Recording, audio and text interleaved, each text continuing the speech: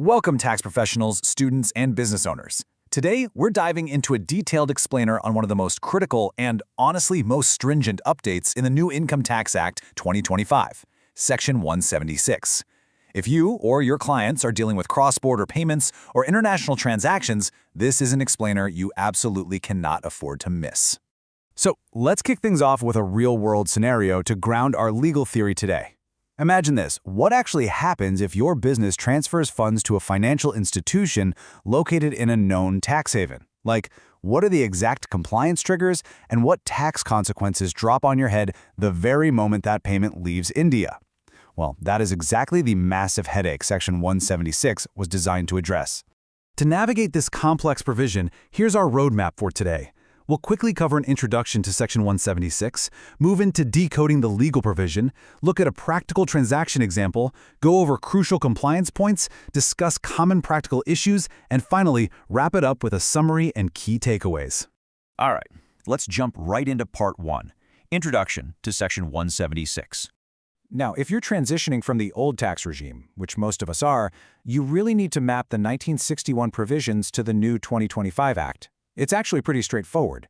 What used to be Section 94A, that's now Section 176. The old Rule 21AC is transitioned entirely into Rule 125 under the Income Tax Rules 2026. And this is a big one. The old Form 10FC is completely gone, entirely replaced by the new Form 61. Keep this mapping in the back of your mind. It's going to make navigating this new compliance landscape a whole lot easier.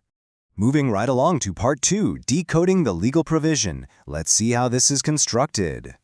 Okay, at the very heart of Section 176 is this concept of a Notified Jurisdictional Area, or NJA. Basically, an NJA is a country or territory outside India that the central government specifically red flags. Why?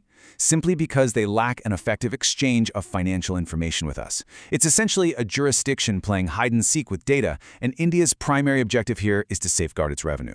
Keep in mind, a person located in an NJA isn't just a resident. It includes non-individual entities established there, or even just a permanent establishment operating within that border.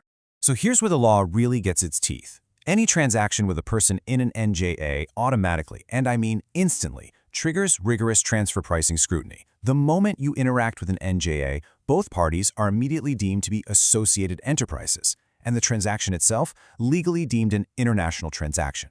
This instantly brings Sections 161 to 173 of the 2025 Act crashing down on you. Plus, that standard benefit of variation under Section 165, the one that usually gives a little wiggle room or margin of error for transfer pricing, it is explicitly denied here. The law holds you to the absolute strictest possible standard, zero wiggle room. And then there's the withholding requirement under Section 176 subsection 5. It is, frankly, draconian. If you're making a payment to an entity in an NJI, you don't just use standard rates. You are legally forced to deduct tax at either the rate in force, the rate specified in the Act, or a flat 30%. The catch? You have to use whichever of those three is the absolute highest. It's essentially a massive 30% minimum TDS trap, specifically designed to aggressively penalize non-transparent financial dealings. Let's move to Part 3, a practical transaction example. Let's see this in action. Let's say an Indian business owner needs to wire funds to a financial institution based in an NJ. If they actually want to claim this transfer as a deductible business expense, they have to follow these exact steps in perfect chronological order. Step 1, the remittance is initiated. Step 2, the assessee must file that new Form 61 we talked about. This authorizes the CBDT to access information from that foreign institution. Step 3, the payer must deduct TDS at a minimum of 30%, assuming that's the highest applicable rate. And Step 4, those deductions are only legally permitted if Rule 125 documents are meticulously maintained. Seriously, if you skip even one of these steps, your deduction is totally gone. Which brings us nicely to Part 4, crucial compliance points. We just mentioned filing Form 61, but we really need to emphasize how important this is. This isn't just some routine administrative checkbox. According to the latest guidance notes, filing Form 61 provides a legally enforceable, irrevocable authorization to Indian tax authorities. You are literally giving the CBDT the power to directly seek information from financial institutions in that notified jurisdictional area. It cuts right through foreign secrecy laws and forces the international exchange of information for tax purposes. Now let's flip it around. What if money is coming in, Well, if you receive funds from an NGA, having your Rule 125 documentation is an absolute necessity. You must be able to clearly explain the exact source of those funds, and you have to accurately identify the beneficial owner. No vague answers allowed. Because if you fail to properly document and explain this to the assessing officer's satisfaction, those funds are going to be treated outright as your deemed income for that tax year, and they will be taxed heavily. Let's dive into Part 5, Common Practical Issues. As tax practitioners, you have to be highly vigilant to avoid these common pitfalls. A really frequent mistake we see is automatically applying standard TDS rates. You always have to verify the transaction against that 30% minimum threshold.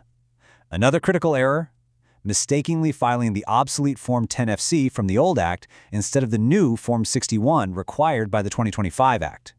Also, professionals sometimes forget that merely having a permanent establishment in an NGA is enough to trigger these harsh provisions. Or they completely overlook the fact that absolutely all NGA transactions automatically become international transactions. That means full transfer pricing compliance is required. You can't just ignore it. And finally, Part 6, Summary and Key Takeaways. Let's distill all of this. So, to bring it all together, Section 176 of the Income Tax Act 2025 heavily restricts and penalizes transactions with notified jurisdictional areas. Parties are instantly deemed associated enterprises, making full transfer pricing compliance mandatory. You absolutely must have your irrevocable authorization via Form 61 and strict Rule 125 documentation if you want to claim any tax deductions. Remember that rigorous minimum 30% TDS rate on outgoing payments. And, of course, keep clear proof of your funding sources because unexplained incoming funds from these areas will be aggressively taxed as deemed income. As global tax transparency becomes increasingly ruthless, it really begs the question, are tax havens finally becoming a thing of the past? Keep learning and stay compliant. Thank you for watching. Please like, subscribe, and share. And a quick reminder, this video is for educational purposes only and does not constitute professional advice. Tax laws are subject to amendments. Please consult your professional advisor before taking any action. This is an AI-generated educational video. See you next time.